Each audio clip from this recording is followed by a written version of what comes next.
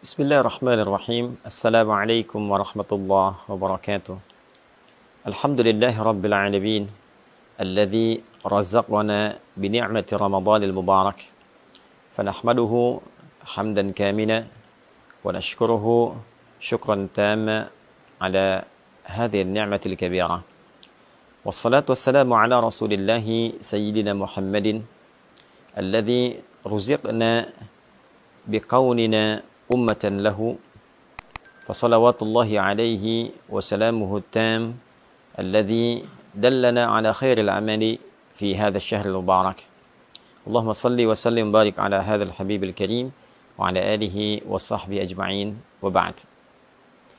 Saudara-saudariku dimanapun Anda berada, alhamdulillah kita sangat bersyukur pada Allah Subhanahu wa taala.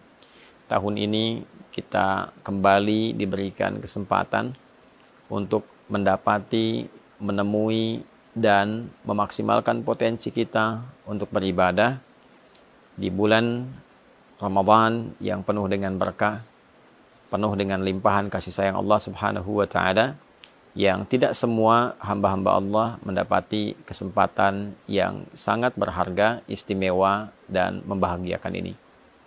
Untuk itu, penting kiranya kita mengetahui beragam keistimewaan dimaksud, sehingga dengan itu memberikan motivasi yang besar dan mendalam kepada kita untuk menyusun strategi, menyiapkan kurikulum amal, sekaligus memotivasi diri kita untuk senantiasa bersemangat dalam menjalankan semua kurikulum amalan yang telah kita dapati itu.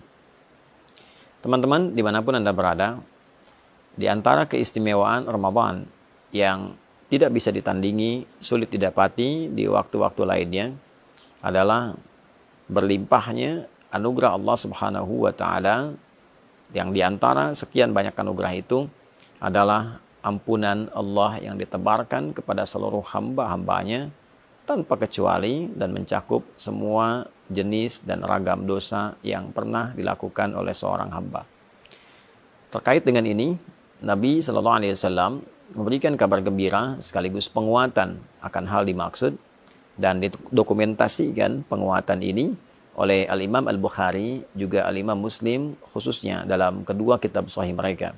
Di Al-Bukhari misalnya nomor hadis ke-38, pun demikian Imam Muslim menyantumkan dengan redaksi yang serupa di nomor hadis 760.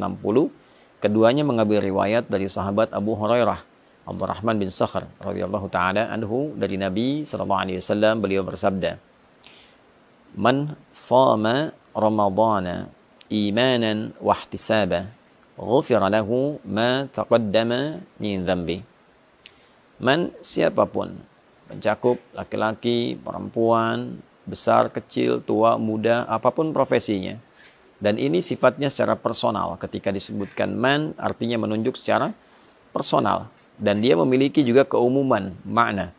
Artinya berlaku secara personal, namun dibuka umum bagi siapapun, baik laki-laki, perempuan, dengan segala sifat yang telah tadi kami sebutkan. Artinya peluang ini seakan-akan Nabi memberikan beritanya secara personal kepada kita. Wahai Adi Hidayat, wahai fulan, wahai fulana, man shama Ramadana, siapapun di antara Anda yang mampu menunaikan puasa Ramadan.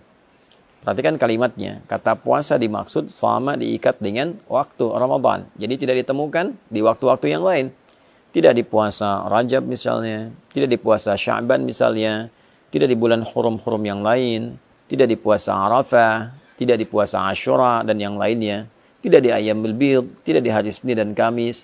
Ini hanya khusus mencakup di bulan Ramadan. Man shama Ramadana, siapapun yang mampu menunaikan puasa Ramadan. Dan kita ketahui Ramadan itu jumlahnya selama sebulan. Ya, di Al-Baqarah ayat 185 jelas Allah menggabungkan kata syahr yang menunjuk pada waktu selama sebulan dengan kata Ramadan dalam momentum penurunan Al-Quran. Syahrul Ramadan alladzi unzila fihi Al-Quran. Di bulan Ramadan itu yang diturunkan Al-Quran di dalamnya, itulah kemudian waktu yang menjadikan kita wajib menunaikan puasa selama sebulan penuh. Artinya dalam konteks menunaikan puasa ini, di bulan Ramadan ini, waktunya terbentang selama sebulan. Siapapun yang mampu menunaikan puasa Ramadan, dari hari pertama, hari kedua, sampai yang terakhir selama sebulan, Dengan catatan imanan wahtisaba. Imanan ia kerjakan karena imannya, karena keikhlasannya pada Allah Subhanahu wa taala, keyakinannya untuk menyembah, mengagungkan dan menaati perintah Allah Subhanahu wa taala. Karena kalimat iman itu sandingannya adalah amal saleh. Jadi begitu disebutkan iman, pembuktiannya amal saleh. Misal Quran surah 103, wal 'asr innal insana lafi khusr illa alladziina amanu wa 'amilus shalihat. Jadi untuk menunjukkan seseorang beriman itu, maka pembuktiannya lewat amal saleh. Ya, pengertian terbaliknya, mafhum mukhalafahnya, ketika seseorang menunaikan amal dan disebut dengan saleh, maka tujuan utamanya adalah untuk membuktikan keimanannya. Kepada siapa? Kepada Allah. Jadi bukti iman itu adalah taat. Taat itu wujudnya adalah amal saleh, perbuatan kita yang ditujukan karena Allah Subhanahu wa taala. Karena itulah ketika satu kata yang menunjuk pada ibadah, kemudian disandingkan dengan kata iman, ingin memberikan kesan bahwa syarat penunaian ibadah itu dianggap benar, dianggap baik jika memang ditujukan untuk kepentingan imannya. Dalam arti dilakukan karena Allah Subhanahu wa ta'ala. Karena kalimat iman pertama dalam Al-Quran dan disifati dengan kata ghaib, wujudnya adalah penyembahan dalam bentuk salat. Al-Baqarah ayat ketiga, alladzina yu'minuna bil ghaibi wa yuqimunas shalah. Itu orang-orang takwa itu orang yang mampu mengimplementasikan imannya ketika dia yakin pada Allah walaupun belum tampak dalam pandangannya, lalu dia buktikan keyakinan yang kuat itu dengan cara menyembahnya melalui salat. Maka dari itu ketika puasa diikat dengan kata iman, ini ingin memberikan kesan batasan bahwa orang-orang yang akan mendapatkan jaminan keistimewaan di bulan Ramadan ini adalah syarat pertamanya, dia menunaikan puasanya hanya karena Allah, untuk membuktikan keimanannya kepada Allah. Itulah sebabnya pembuka kewajiban puasa, ayatnya diawali dengan kata panggilan iman. Ya ayyuhalladzina amanu. Al-Baqarah ayat 183. Hai semua orang yang telah menyatakan beriman. Kutiba alaikumussyam. Dengan imanmu itu diwajibkan engkau mengimplementasikannya dengan cara menunaikan ibadah puasa di bulan Ramadan. Karena itulah kemudian penunaian puasa ini bukan hanya dikerjakan karena orang lain berpuasa. Bukan hanya dikerjakan untuk membuat sebuah status di lingkungan kehidupan sosial. Bukan hanya dikerjakan motivasinya untuk mendapatkan bukaan. Ya kalau niatnya dapat dunia. Saya pengen buka di masjid yang ada bukaannya mewah, ada takjilnya, ada sahurnya, ya secara adat sah dilakukan, tapi secara timbangan fikih dia hanya akan mendapatkan bagian bukaannya saja. Dia dapat makan, dia dapat minuman, tapi potensi keistimewaan yang mungkin dia bisa dapatkan sangat tipis kemudian untuk bisa dia raih. Syarat pertama. Yang kedua, wahtisaba. Ada iringan evaluasi diri. Ada muhasabah di dalamnya. Ada harapan mendapatkan pahala dari Allah Subhanahu wa ta'ala. Jadi yang dia harapkan ridha Allah. Yang dia harapkan adalah Allah senang dengan puasanya. Lalu dia iringi dengan evaluasi diri dalam setiap puasa. Apa yang menjadikan selama ini belum kenal Allah? Kenapa selama ini imannya tidak terasa kuat? Kenapa selama ini ketika Allah panggil, rasa-rasanya telat untuk merespon? Dia evaluasi dari ujung kepala sampai dengan ujung kakinya. Maka ketika seorang menunaikan puasa dan dia kerjakan karena Allah, dia tinggalkan makannya lillah karena Allah, bukan karena sekedar hanya ikut orang tren puasa. Dia tinggalkan minumnya karena Allah, dia tinggalkan hubungan syahwatnya sementara waktu karena Allah, dan dia jaga hukum-hukum Allah, dia evaluasi dirinya. Ya, maka apa yang Allah berikan kepadanya?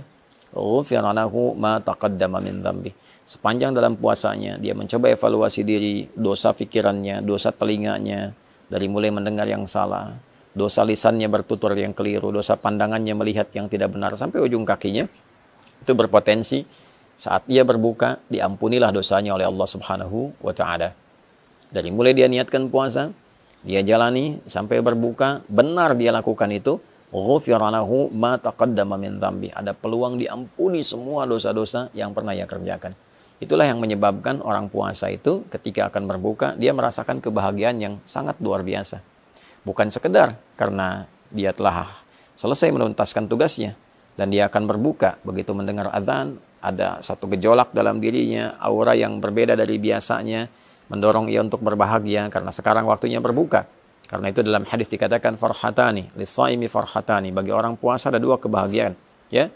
Farhatun 'inda yuftir, 'indama yuftir, satu kebahagiaan atau kama qala Rasulullah SAW, diraihnya ketika ia sedang berbuka, ya. Dan yang kedua, farhatun adalah satu kebahagiaan indama yalqa rabbahu bisyamihi, ketika ia kembali kepada Rabbnya dengan pahala puasa yang ditampilkan kepadanya.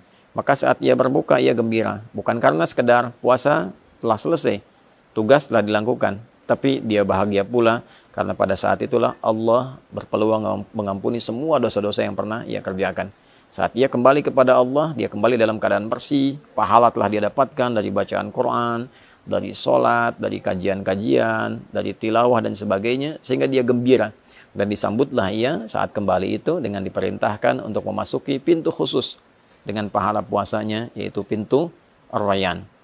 Allah Subhanahu wa taala menyampaikan kepada Nabi untuk memberikan kabar gembira. Inna fil jannati baban yuqalu Ar-Rayyan. Di surga itu ada satu pintu yang disebut dengan Ar-Rayyan.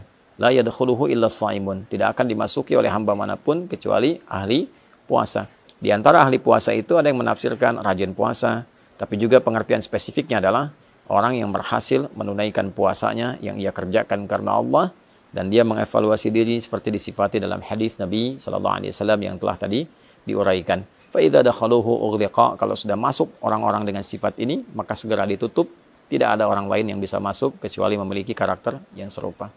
Jadi teman-teman, dimanapun berada, saya ingin mengajak pada diri pribadi dan kita semua untuk saling mendoakan. Dari mulai sejak awal kita menjalani ibadah puasa ini sampai ujungnya, tidak ada di antara kita yang tidak punya kesalahan. Tidak ada di antara kita yang tidak punya dosa. Yang dibawa ke akhirat bukan berapa banyak uang kita, bukan berapa tinggi status kita, bukan berapa luas ilmu kita, bukan berapa kuat tenaga kita. Yang dibawa pulang adalah timbangan antara pahala dan dosa. Berapa banyak amal salehnya, berapa banyak amal salahnya. Ketika ditimbang, apa yang bisa menutupnya? Maka kasih Allah menghadirkan Ramadan untuk kita, bukan yang lain, memberikan sebuah kesempatan yang dalam agar kita mampu memanfaatkannya dengan mengevaluasi diri dan berharap Allah membuat kita lebih baik dibandingkan dengan hari-hari sebelumnya. Nabi SAW bersabda dalam satu hadis yang didokumentasikan oleh Imam Al-Hakim An-Naisaburi dalam kitab Al-Mustadrak. Satu kali Nabi SAW bersabda, wa kama qala raghima anfu rajulin liman adraka ramadhana falam yughfar lahu. Sangat tercoreng kehormatan seorang muslim, sangat terhina, sangat jauh dari rahmat Allah seorang yang disampaikan kepada bulan Ramadan, tapi ia tak mampu mengkreasikan kesempatan yang diberikan untuk mendapatkan ampunan Allah Subhanahu wa ta'ala. Semoga Allah memuliakan kita, mengampuni dosa-dosa kita, memberikan kesempatan terbaik untuk mengisi sisa kehidupan kita dengan lebih mulia, dan mewafatkan kita dalam keadaan husnul khatimah. Allahumma taqabbal minna innaka antas sami'ul alim wa tub 'alaina innaka antat tawwabur rahim. Allahumma ighfir lana dhunubana ya Allah, ma qaddamna wa ma akharna, saghiran wa kabira. Allahumma rabbana atina fid dunya hasanah, fil akhirati hasanah wa qina adzaban nar. Wa sallallahu ala sayyidina Muhammad wa ala alihi wa sahbihi ajma'in. Wa akhiru da'wana subhanakallahumma rabbana wa bihamdika asyhadu an la ilaha illa anta nastaghfiruka wa natubu ilaik. Walhamdulillahi rabbil alamin. Assalamualaikum warahmatullahi wabarakatuh.